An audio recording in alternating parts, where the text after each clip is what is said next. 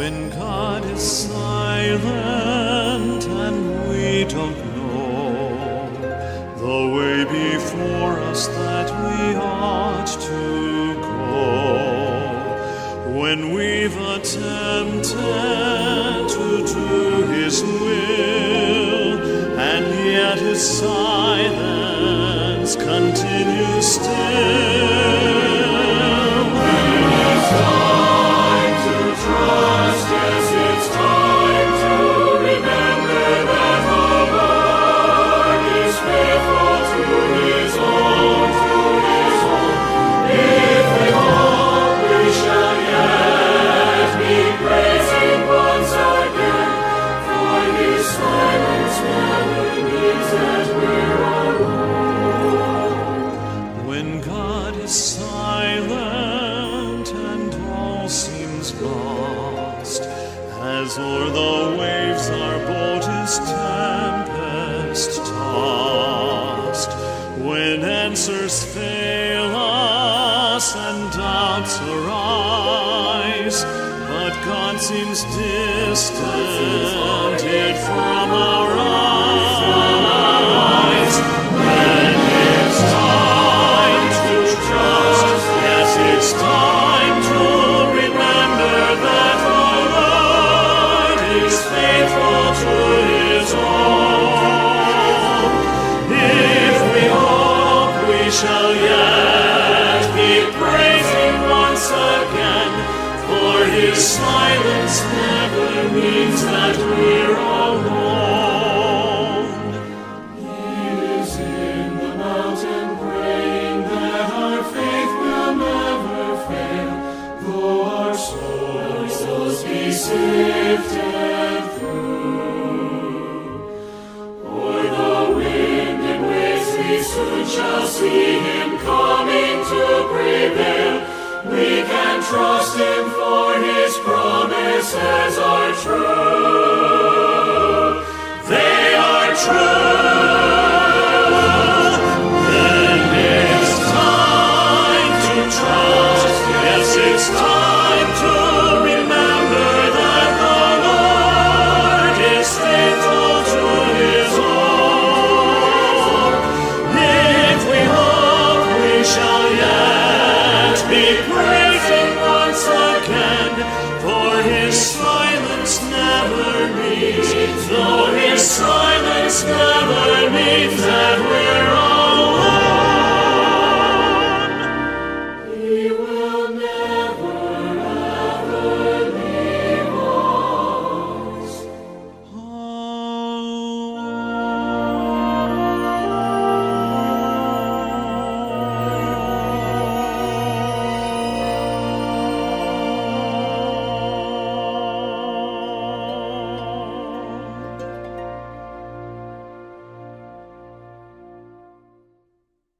Hello, good day to everyone. My name is Pastor Bong de la Fuente, and this is Northside Baptist Church.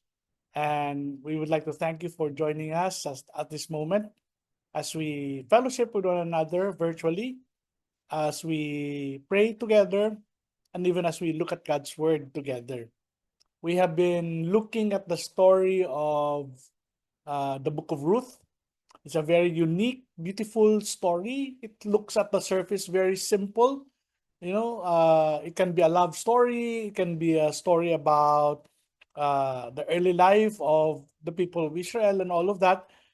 But there is a deeper discovery that we can have as we mine through the Word of God through the book of Ruth. And we continue our exploration. As we do that, I'd like to invite you to please join me as we pray. Father, you are the God who is in control of everything that we have and in everything, Father God, that's happening around us. We may not always know what your plans are, Father God, but you are at work. And we thank you, Lord, that even in the circumstances where it seems dark or desperate, you have not given up or you're not defeated. In fact, Father God, you are actively doing something. Help us, Lord God, to be faithful in trusting you in these moments And we ask you, Father God, even as we look at your word at this time, be with us. Speak to us, Father God. In Jesus' name, Amen. I don't know if you've ever come to a point in your life where you ask the question, oh, Lord, what are you doing?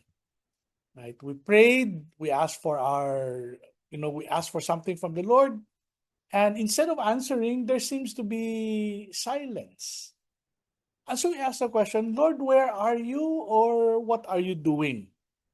Right? You've prayed for healing, you've prayed for breakthrough, you have prayed for some relief, but instead all you get is diagnosis that your sickness, for example, has become worse, or that instead of open doors, all you have are closed doors. Or maybe life is not in crisis at all. It simply feels ordinary. It seems routine, repetitive. Why man lang what are you doing actually, Lord? You keep on doing what you are supposed to do, but you wonder if God is doing anything at all. At this time, we look at the book of Ruth, and now, if you remember, they have now arrived in Bethlehem. They all moved from Moab because nothing was happening there. In fact, it just got worse. And so Naomi, when she heard that the Lord was doing something in Bethlehem, she decided, along with her daughter-in-law, Ruth, to go back to Nazareth, to Bethlehem. Ruth chapter 2, verses 1 to 3 is our scripture.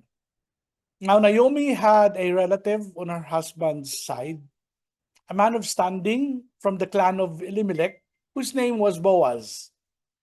And Ruth the Moabite said to Naomi, "Let me go to the fields and pick up the leftover grains behind anyone in whose eyes I find favor." Naomi said to her, "Go ahead, my daughter." So she went, entered the field, and began to glean behind the harvesters.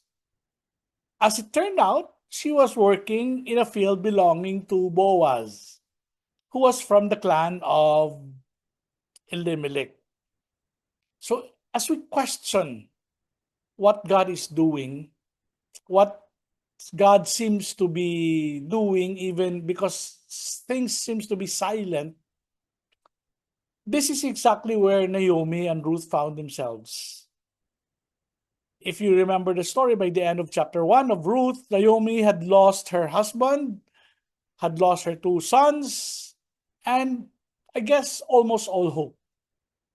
Yet while Naomi could not see God's hands, God has never stopped working. Hindi niya lang makita, hindi lang mabalaan kung ano, but we know that God has not stopped working. Sometimes the greatest work of God happens behind the curtains, quietly and invisibly.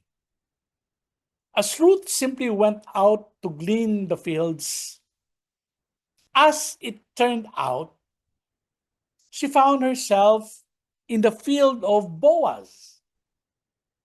What looked like coincidence, what looked like accident, actually was God working his providence already.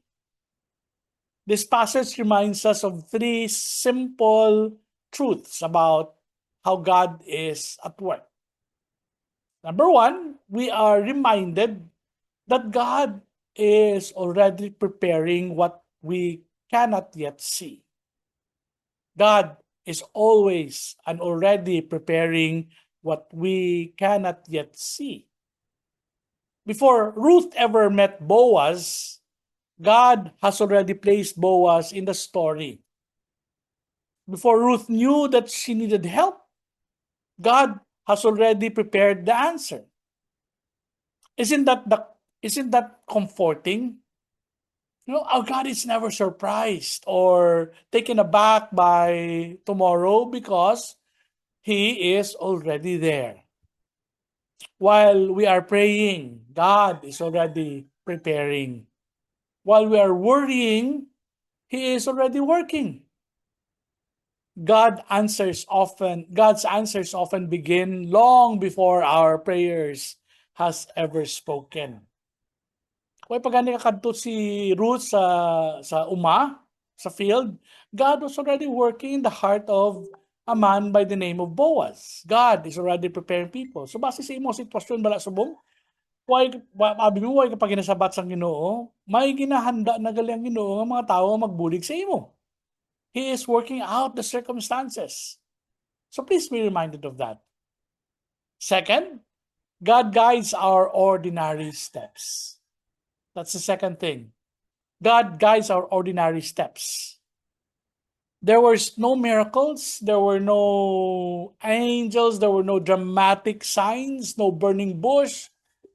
Ruth simply got up and did the next faithful thing. She went to work. We realize that God often works that way in our lives. Kung kisa gahulat kita sang big, mighty, burning bush experiences from the Lord, Lord, speak to me in a loud voice and all that. Pero actually, we discover God at work even in our ordinary moments. Right? God quietly shapes our future through ordinary days. Routine conversations, even in faithful obedience. We usually recognize God's providence not while we are living through it, but sometimes we look back and realize, amo ganito ang pamagi sang Ginoo para He can provide for us or how He will meet us. It may look ordinary, it may look nothing, nothing special, pero amo ganito ang gamit sa Ginoo para siya mag-provide, para siya magsabat sa aton yung mga panginahanglan. So don't underestimate the ordinary days because God often guides us in our ordinary steps. Si Ruth, as usual man lang to, nothing unusual about her gleaning the fields. In fact, it's a known practice. Ang man itong hinimo niya, not knowing God will meet her in those fields, in those ordinary days. Third, we realize that God is writing a story much bigger than we can imagine. God is writing a story that is much bigger than we can imagine. Ruth, through her ordinary obedience, her routinary activities, she thought that she was simply gathering grains for dinner. She had no idea that she was stepping into God's redemptive plan that would eventually lead to King David. And of course, generations later, it would lead to Jesus Christ himself. We often see only today and what's going on. Ang makita lang natin, problema natin subong, ang disappointments natin, ang aton yung mga kasakit. Hindi natin makita kung ano ang ara sa future, pero God is already there. God is already preparing. God sees tomorrow's redemption. Ara pa lang kita sa chapter 1. God has already written the entire story. So, what should we do while we wait? Samtang gahulat kita, samtang wala pa kasabat ang Ginoo, ano man dapat nato nimuon? Keep taking the next step. Keep taking the next faithful step. Do not mistake God's silence for His absence. Padayon sa pag-alagad sa Ginoo. Even when you cannot understand His plans, sining sang kanta, trust His heart. The God who quietly guided Ruth in the fields of Boaz is the same God who is guiding your life today. His providence may be invisible now, but one day you will look back and you will see His fingerprints on every page of your story, and you will say, God was there all along. Let's pray. Father, there are moments when we cannot see what you are doing. We admit that, Father God. Our hearts become anxious. Our tendency is to worry, to become weary. Lord, buligi kami. Help us trust you in your providence, even in silence. Give us the faith to take the next faithful step, knowing that you are already working beyond what we can see. Lord, salamat gid that you are writing a story far greater than we could ever imagine. Tudloy man kami, Ginoo nga magsalig pagid sa imo. Hindi lang tung sa amon nga hibalo, but sa imong tungod sa imong tagipusoon, Father God, nga hindi gid magluib sa amon. Help us trust you, Lord God, not just in our understanding, but in your unfailing heart. Lord, we pray all of these things in Jesus' name. Amen. Thank you for joining us tonight at this time. I pray that God will continue to guide you wherever your steps might lead you. Join us as we pray.